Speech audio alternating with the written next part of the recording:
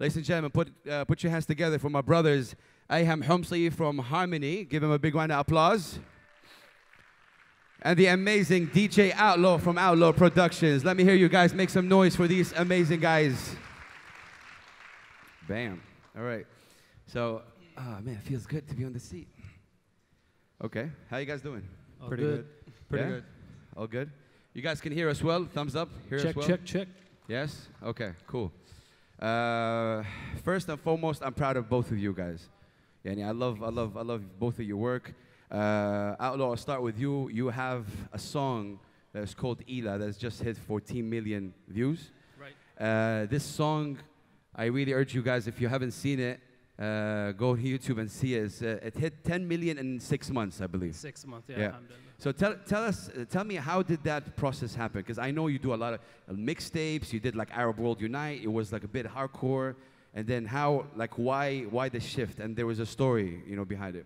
I mean, I started with, I started listening to hip hop, the KRS-One, the Rakims, and the old school stuff. So coming up, trying to produce like Dr. Dre and all of these guys, I started producing in 2003, and that's when I started doing all of these, trying to, you know, get the inspiration from guys like Dre and them. So I started producing all the old school stuff, and then all of a sudden the music industry changed and moved away from all these stuff. So it was about time for us to move in as well. And that's when we dropped Sambusa. Sambusa. Yeah. Wow. So Sambusa was the door opener for us to basically move into mainstream hip hop. And Sambusa brought in Ila. But why did you do Sambusa in the first place? Like, what inspired you to do Sambusa? Because we did the real stuff, the hardcore stuff for us, for people who like the stuff. I think you should tell the Daffy story. Oh, so basically, tell us. I was so stuck into the old school stuff, and Daffy had to come into the studio and tell me, Outlaw, we're done with this. Get the CDs, the old school CDs out of my car, and make me listen to Tyga and all these stuff. He's like, we need to get into this, and the song I'm gonna drop is Sambusa. I'm like, man, really? So wait, Daffy had the title before he had the song. he had a song, a commercial song that talks about a girl. So, he named her Sambusa. Okay. Yeah, that's for you guys to know. Yeah. Yeah. So and then that was like it. I'm like, if you want to go there, we tried the hardcore stuff. It didn't work. Let's go in. Let's jump in. So what he's saying is basically follow the artist. A lot of the times, producers, A&Rs, record labels, they lead the conversation when it comes to artistic product, which is not the right way to go about it. You have to start with the core of what it's about. I think artists know best. As producers, we have to listen to them and then help them. See, the thing is, Sambusa was a good idea, but if it wasn't for the execution that then followed, it wouldn't have been as successful. Interesting you say that. I want to pick your brain with this one. When you say, usually there's a debate for my hip-hop heads here, when you say mainstream hip-hop, first thing that comes to your mind, oh, this guy sold his soul, like, or he's not real. Like, so what's your take on that? What does mainstream hip-hop mean to you? Can you be mainstream and still be relevant or real? Yeah. I mean, the first case study, you can go back to New York. What RZA did with Wu-Tang was he basically put some of the grimiest, the realest rappers you could ever think of in one room, and he made an album that went it's critically acclaimed. It's a very mainstream album, yet these guys didn't change what their content is about. So it's about, mainstream product is not always about it being super mainstream in terms of the content. It's about the packaging and the product, and it plays a role in the timing. See, music is rolling back now, so you have people like J. Cole doing really great numbers. You have people like Drake doing really great numbers. You have people who are extremely independent and extremely not mainstream in the way they do things, yet achieving what labels look at as mainstream. True. You know? So basically, it's just we're playing, the labels and A&Rs and everybody in the industry is kind of playing catch up now. Just show of hands here. How many of you guys are hip-hop heads? Like, who likes hip-hop? Whoa. Why don't you like hip-hop? Raise your hand. Yes, okay. Wait, if you like Drake, are you a hip-hop head? Though? Oh, wow. I don't know. Are you? Huh? It counts as hip-hop, right? Oh, okay. Freak TV. No? So, What are you saying? But how old? Okay, hold on. So 25 and below, yes. 30 and above is no, right? Okay, I get it. That's Okay. yeah. And my take on that would be, the thing is, if hip hop heads in the region is this big, if you want to reach the majority, you need to do the commercial stuff, do the fusion, let people relate to your music, and then you hit the big numbers. Which okay, Ela, right? Yo, give it up for Ela, ladies and gentlemen, please. Wallah, well-deserved success. Tell us, I want to know about, like, after the success, how did the reaction of the people around you change? Like, did people start changing because, oh, now it's successful? Not only people, even the companies. Companies we approached to help us, to support us financially. Did you approach any companies before Ela and they said no, and then after Ela they said yes? We approached record labels who didn't believe Ela was a single. They wanted to take it off the album, so we declined the whole thing. And sorry, they wanted to take Ela as a? Off the album. They're like, Ela is not single material and it sounds too familiar, let's take it out of the album. I'm like, no, this is my album, I believe in this, we're gonna drop it independently anyway. So that, and then other than that, when we approach companies and car companies especially to basically support us with the production of the video, they didn't really believe in the track as well. But now the track, as you know, is nominated for the first Arab Music Awards, man. Give it up again one more time, please. I want to say, you're talking about, I think it is the #1 in indie track. I don't know, like one of the 15 million hits now. 15 million, 15 million hits, yeah. I mean, just back to your point, we cannot treat hip-hop as the second-tier genre anymore. That's no more in the conversation. Hip-hop is here. Hip-hop has been here for the last 10 years. Hip-hop is at the Grammys. Hip-hop is at the Show Awards. Hip-hop is selling the numbers. Your biggest pop star in the world is a hip-hop artist. So what do we can't keep having this conversation. This has to be done. I can't go into offices now and people to keep telling me, oh, بس إنه الهip hop ما بيشتغل. No, it does work. When an independent artist like there's a guy called Russ, and everybody needs to research that. This guy goes to Beirut, sells 4,000 tickets on his own. And the entirety of Lebanon is singing his songs. He's a hip-hop artist. It works.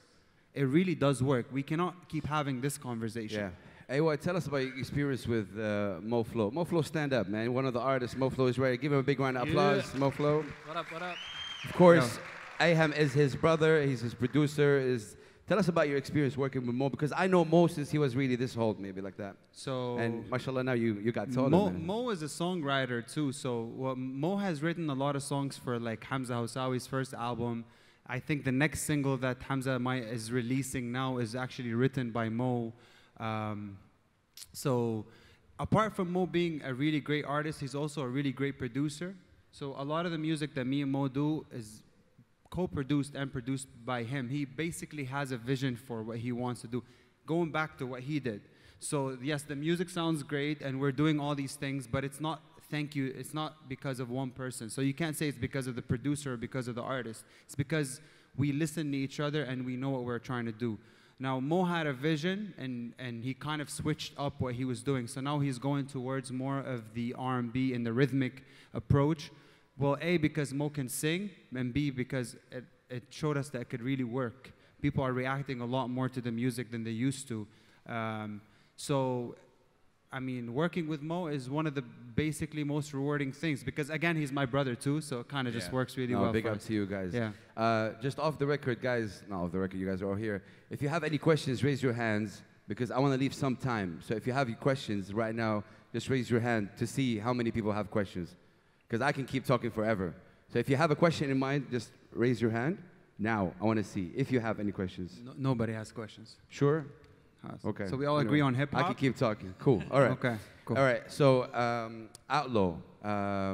It's a Step Music 2017. Any exclusive maybe news you can give us? I know I remember I talked to you. That was when you did Sambusa. We had a really nice one-on-one. And you told me something big is happening. And then boom, Ela happened. And of course now Khamis Kumfella, which is a great video as well, that happened. What are you preparing, cooking something new? I'm always cooking something new. There's always something happening in the studio. You can get exclusivity and come down to the studio. I can make you listen to some stuff. Can I bring some friends with? You can, 1 or 2. Okay. So we definitely work on something new. We're dropping the third single of the album, of the Sarat album, probably after Ramadan. Nice. Yeah. After that, we're gonna move on to the next album. Okay. The next album is a whole different level as well. Outlaw, I want to ask you, working with influencers, how has that been? Like, it's a bit new, it's been in hip-hop, Middle East, you know, to get a lot of influencers in. And these influencers, I know them, Tar al-Harbi, Shuaib, mashallah, they genuinely like you guys. So how has it been working with them? Because I think it's a cross-promotion, like their fans would know you. Right. It was definitely cross-promotion, but in the beginning, we just fans of each other. They were cool. You're doing a music video, top quality. I want to be part of it. Just give me a role. And they're in. And then when we drop, we basically push and cross-promote together. And then they're easy to work with, super humble. And they're friends before they come into the video. I think, man. They're friends of yours. Yeah, they're super cool. Ayham, with Mo, he's based here now in Dubai. How has it been like with regards to live shows? Because I know live shows, especially for hip-hop, and any artist for that matter, is very, very important. It's getting better. There's a lot more shows happening now with, I mean, obviously we have brands like Anghami that are taking more initiatives to be on the ground and take care of the indie artists and give us more opportunities and shows. We've also taken an approach this year to basically book our own shows and sell our own tickets and do that, which has been really fun. And the shows are getting better and the music is getting better too. So I think there's going to be an interesting switch of attitude. It's also, I think, because the indie music, the product itself is getting better too. So you can't always say, oh, the radio doesn't support, the venues, they don't support. I think the music itself is getting to the point where people are more reactive to it. We're starting to grow a fan base, and this is across everybody, you know, even the guys, Flip and Daffy and all the guys, they're growing bigger fan bases. And I think people are starting to appreciate homegrown music because it's getting better too. So I think with the switch of what's happening in the market now and with streaming platforms becoming more and more powerful, we are going to see a lot more shows and a lot more live interaction with people. Jumping back to you, to what he just said. So I know for a fact that after Ela, you guys got, like, the amount of shows contacted increased dramatically, right? Yeah, every weekend. Starting with Sambusa. Started Sambusa, actually, yeah. And that tells you one thing. Back when I dropped Arab World Unite, Bahrain Unite, I remember that, yeah. I didn't get one call to come down and perform that. This is very important, ladies and gentlemen. So DJ Outlaw have put a track called Bahrain Unite when it was going through hard times, and then another one that has a lot of artists, Arab World Unite. And how many? Like, and then basically that's some hardcore stuff, some real music, real hip hop. We got a few hits. We got no calls, nothing. Come down, perform that song. No. Sambusa drops, and everyone is calling. Everyone wants to do a show. Come perform this in our show, in our opening, in our whatever. That tells you something. People want that type of music. Then just do it. Yeah. And at the end of the day, you're an artist. You can do this on the side. You can do this. You can do whatever. Don't just stick to hardcore or commercial, whatever. Do we maybe we need to hide the medicine in the like, for example, like someone who's really successful in that is, for example, like Narcy is really good at that. Yeah. So Narcy still hits you with a message. Shout out to Narcy, man. He's here. Stand up, man. Yeah, I seen this man. He's performing. You know, Narcy, my brother. Yeah, yeah. So Narcy does it all the time. He gives you a message, but he still does a record. He hits you with the comedy. So it's cool. Don't be one thing. Yeah. Like you know. Can I get off the script here? Sure, maybe put someone on the spot. Someone I really admire from your team. Can I do that? Do it. Sarah Nabil, man. Stand up, Sarah Nabil. Again, I'm having a lot of people stand up. Sarah Nabil is, man, she's a composer, producer, one of the first few female composers that did it. And salute to you, Sarah. I love your work. And she's part, of course, of Outlaw Productions. Amazing. Guys, I think we have 50 seconds remaining. Any last remarks? I want to give a huge shout out to Step Music. Yes, give it up, Step Music, ladies and gentlemen. I think independent artists need these type of platform with this much quality and top-notch stuff for the independent artists, because they have the talent, they have the quality music to showcase to these people. So more of these, please. Ask them to vote. Oh, and make sure you guys vote for us. Arab Nation Music Award. Plug that in. Yeah, vote for us, guys. And then tell them to come to the stage later on. And come down to and make sure you come down and party with us. So Mo is at 6. Yes. And then you have Daffy and Flip at Man, 9. their performance. Just So you know Mo- what? Just stay at that stage. Don't leave. Yeah. All day. It's gonna be the lineup is great. There's a lot of great music here, Yeah. and we have 6 seconds left. Yes, I know, but I want to go off a little bit, 10 seconds. I'm proud of these guys. Give it one more round of applause for DJ Outlaw and Ayham. I think they're doing a great job.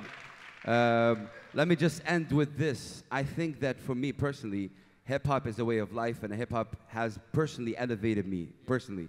In 2008, when I started hearing people like Narsi, Offendim, Shadia Mansour, and Loki, they educated me. I started getting news from them. So I am not against, like this commercial and mainstream, but this is who I am. Because people think, why are you always loud, man? On the contrary, I love and embrace and I salute. Because if people listen to Ila, they're going to go back and listen to the old stuff, Right. eventually. Definitely. Same thing with Mo.